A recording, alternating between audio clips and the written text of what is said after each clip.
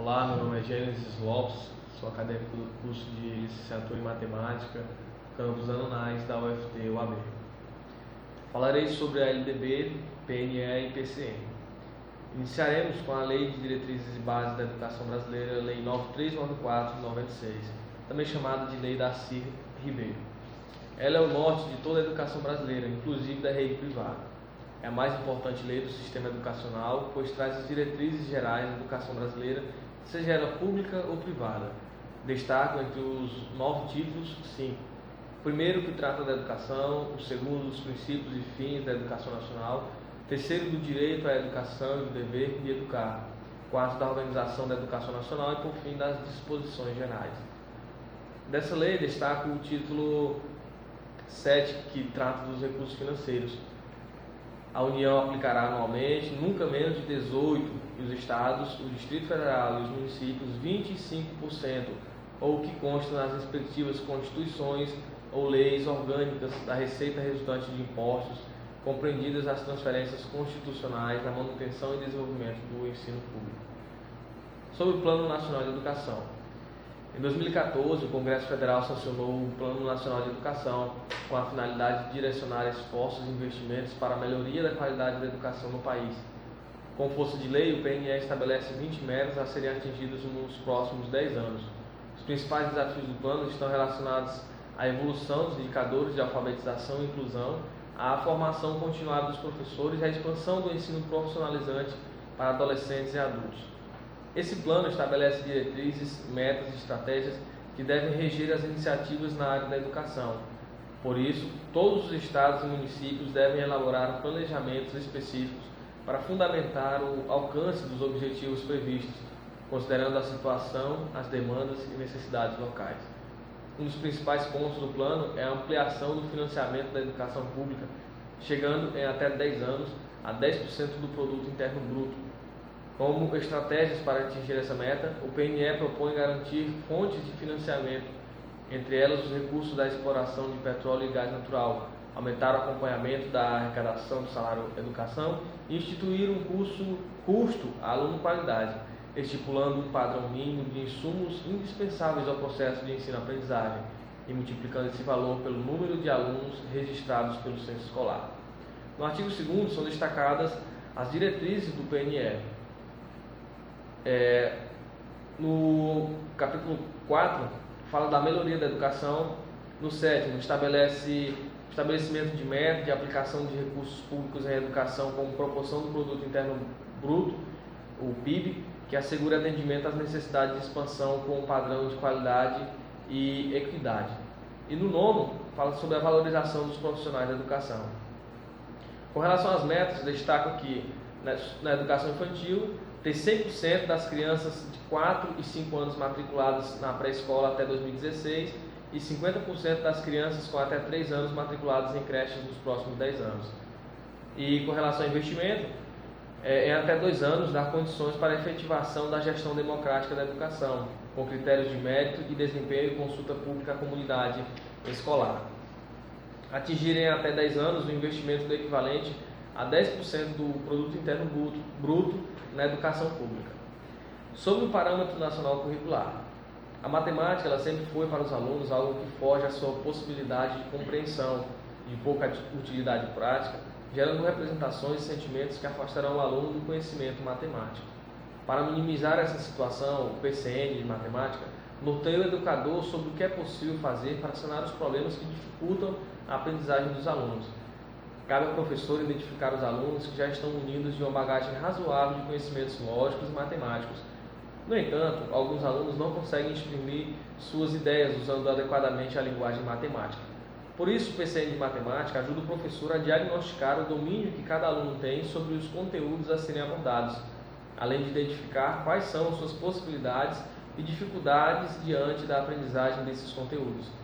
Daí a necessidade de estimular os alunos a buscar explicações e finalidades relativas à utilidade da matemática e como ela pode contribuir para a solução tanto de problemas no cotidiano como de problemas ligados à investigação científica. Estes 3 textos nos ajudam bastante no entendimento do que queremos e do que o sistema tem a nos oferecer com relação a ser professor. É bom lermos e entendermos os mesmos, tendo em vista que seremos futuros professores, até para não almejarmos voos mais altos do que o plano estabelece. Considero que alguns dos pontos destas 3 leis são utopias, se comparado à realidade brasileira de hoje. Talvez, quando estivermos com alguns anos de sala de aula na política, na sociedade, na educação brasileira, já tivermos mais justiça e valorização de quem tem que ser valorizado, seja facilmente alcançado, e isso que estamos falando hoje seja só mais uma falácia. Torço para que as metas, diretrizes e os planos que estão nestas leis se tornem realidade, chegue algum dia no interior, principalmente do norte e nordeste desse país. Não poderia deixar de citar, só como um exemplo, a questão salarial, que na diretriz do PNE, que trata dos professores, cita equipararem até 6 anos o salário dos professores de redes públicas de educação básica ao dos demais profissionais com escolaridade equivalente, enquanto que na realidade hoje não é pago nenhum piso salarial de R$ 2.298,80 em vários municípios do Brasil, inclusive no município em que eu estou falando agora. Mas como já disse anteriormente, fica a minha esperança por um Brasil com educação de qualidade e justa para todos. Finaliza aqui o meu resumo da LDB, PNE e PCM. Obrigado. Olá, sou Fagner Araújo de Souza, sou estudante do curso de Matemática de Licenciatura do Polo de Ananás. Vou falar um pouco dos PCNs em relação à 5ª e 8ª série do ensino fundamental. Matemática no ensino fundamental. Existe uma grande carência de adequações de uma nova realidade no trabalho escolar. Necessidade esta que é acompanhada pela educação matemática em discussões neste âmbito.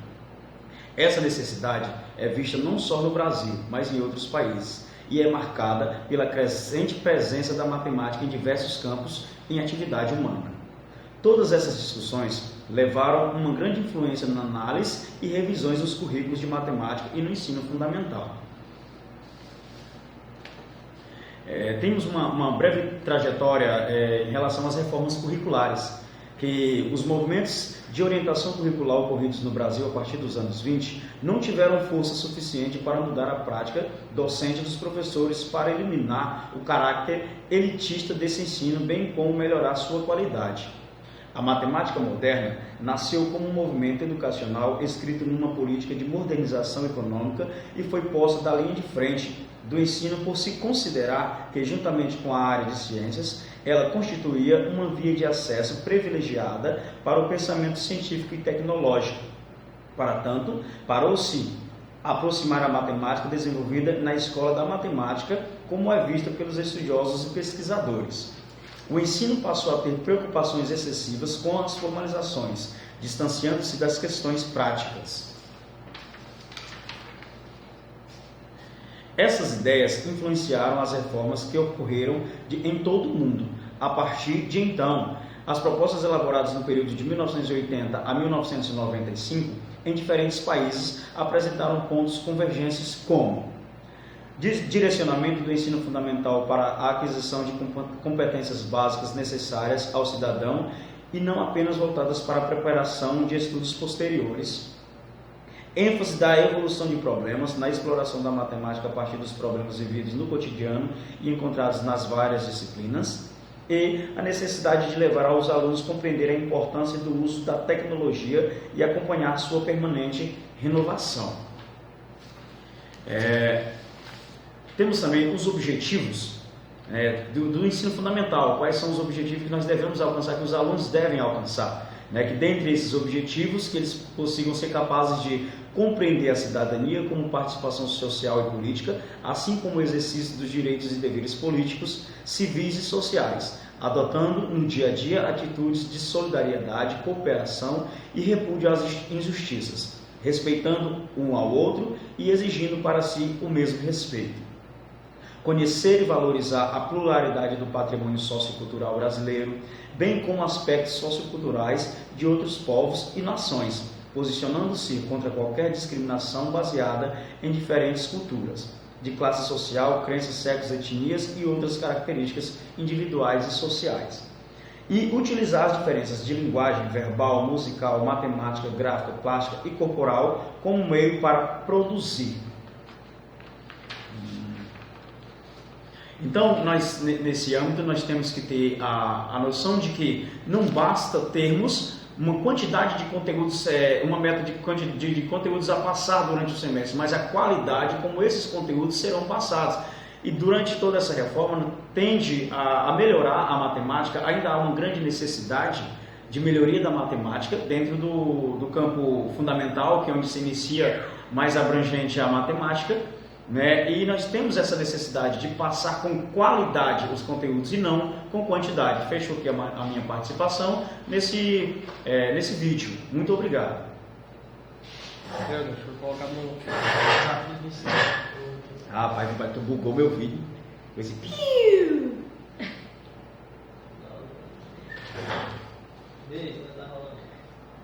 Aí, 4 minutos. Pronto? Isso foi. Tá. Sou Aldenora de Souza Silva, acadêmica do Polo de Ananás. Com base na leitura dos textos propostos, pode-se perceber que o ensino da matemática vem avançando ao longo dos anos. As diretrizes curriculares nacionais para o curso de matemática, proposta curricular para a educação de jovens e adultos do segundo segmento, os PCN do ensino médio, deixam evidente os avanços no ensino-aprendizagem. Isto é perceptível a partir da formação dos profissionais que hoje atuam em áreas afins, contribuindo assim para uma educação de qualidade, com aulas dinâmicas e conteúdos que preparam o aluno para a inserção no mercado de trabalho. A entrada da tecnologia na sala de aula vem favorecendo uma educação transformadora, onde os alunos deixam para trás um aprendizado mecanizado e passam a ver o mundo da matemática com mais interesse, e são estimulados a novos desafios, partindo de aulas interdisciplinar e com execução de projetos. Nesse sentido, as diretrizes curricular é de suma importância para o desenvolvimento das competências e habilidades na formação do profissional, com o intuito de fazer o aluno refletir, argumentar, interpretar a matemática nas suas diversas formas e relacionar esta com outras áreas do conhecimento. A proposta curricular de jovens e adultos do segundo segmento do ensino fundamental, de 6º ao 9º ano, tem colaborado para a melhoria na aprendizagem, tendo por base a clientela que são atendidos nessa modalidade. Detecta-se que os profissionais preparados faz toda a diferença, pois trata de um público desmotivado, cansado e muitas vezes com dificuldade de aprendizagem, sem falar na disparidade de idade e conhecimento entre os alunos. Essa modalidade é um desafio para cada profissional e principalmente para o professor de matemática, tendo em vista que é uma disciplina temida por muitos. O educando deste segmento deverão ser atendidos de forma diferenciada. Para tanto, se faz necessário um olhar cauteloso que venha de encontro às reais necessidades desse público. A aula nessa modalidade deve ser atrativa, dinâmica, baseada na realidade dos alunos, pois se eles não for atraídos pelas aulas, acaba desistindo e surgindo a evasão escolar. Sabe-se que nem sempre a matemática é ensinada de forma que contemple a necessidade dos alunos da EJA, mas alguns avanços já são notados. O PCN traz uma proposta do ensino e aprendizagem voltada para a interdisciplinaridade, tendo como foco o aluno crítico, reflexivo, dinâmico. Trata-se de um público jovem, de mente fértil, com grande capacidade de absorção. Sendo assim, deve haver uma interação entre educando e educador.